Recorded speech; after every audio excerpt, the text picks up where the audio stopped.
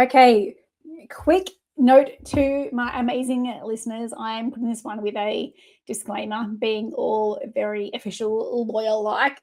But first of all, before I start, I want to make it clear that I am not diagnosing anybody on anything about being a narcissist, because the term narcissist does get thrown around a lot. What I can help you do is recognize patterns of toxic dynamics and give you a simple way to reality check what you're experiencing. So to be diagnosed as a narcissist is actually something like a doctor, a psych needs to do.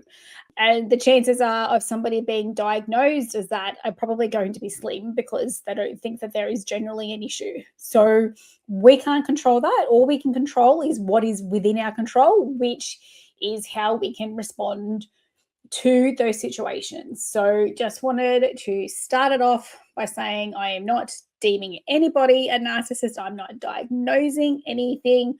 I'm just trying to help you get control of what you can control, which is your experience with it and how you can move on in the future with it. So with that being said, welcome to this week's podcast. So if you have ever Googled, is my partner a narcissist?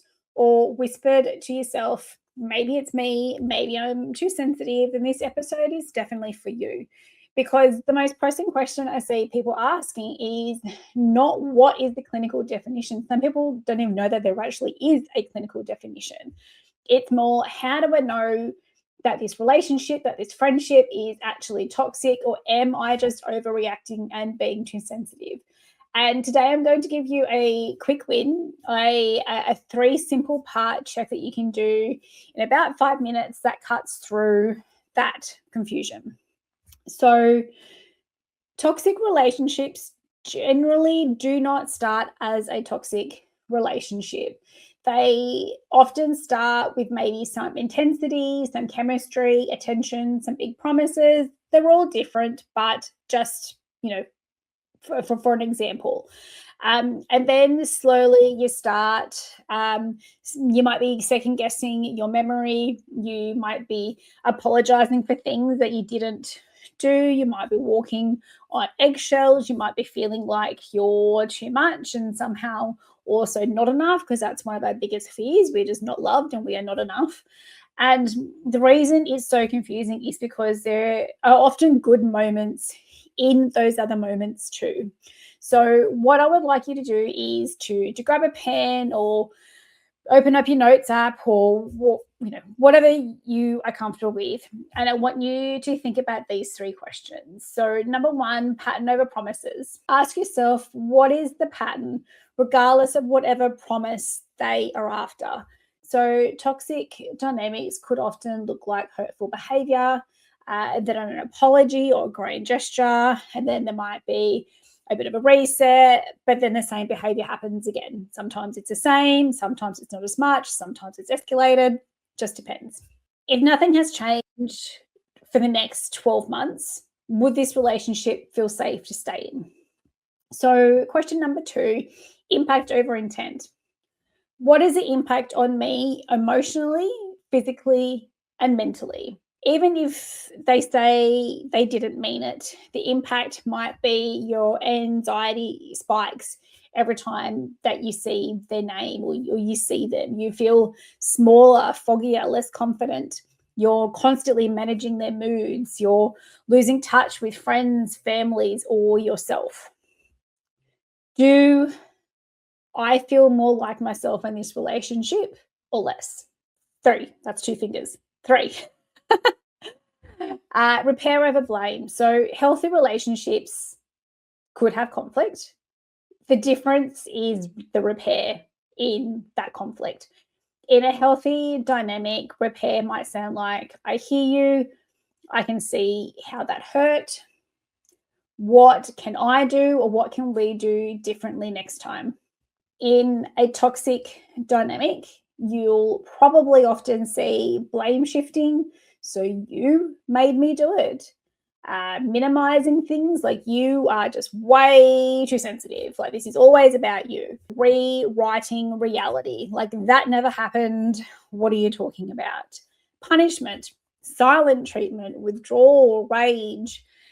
So have a think about, when I raise a concern, do we move toward an understanding, or do I end up defending my right to feel anything at all? So that's probably going to take a little bit of time. You don't want to rush that. But here is the quick win part. If you answered yes to 2 or more of these questions, I think I only had 3 anyway, it's probably a repeated pattern, and the impact on you is probably getting worse, and repair is being replaced by blame. Then it's then probably a strong sign that you are not overreacting. You're responding to a dynamic that isn't emotionally safe, or it's getting to a point it's not emotionally safe. And if you were sitting there thinking, okay, that's me, I would like you to hear this. Confusion is a symptom. When you're constantly made to doubt yourself, your nervous system goes into survival mode. And we can't live in that survival mode. Your next ethical step doesn't have to be leave now, leave tomorrow. You might want to take a more grounded step, which might be start a private notes log of incidents. So date what happened, what was said, how you felt. Pick a boundary and test it. So start small. Talk to a trusted professional or support service if you think you need something a little bit more than maybe what you have now. And most importantly, I really want you to reconnect with your reality. Now, if you want help putting language to what you're experiencing, remember I have created my Narcissist playbook, which is your guide to recognizing manipulation and reclaiming your power. It includes lots of different things, but there are over 20 manipulation tactics with the phrases that they use. There are word-for-word response scripts and de-escalation tools. There's strategies that are practical and can be legal ready if you need them.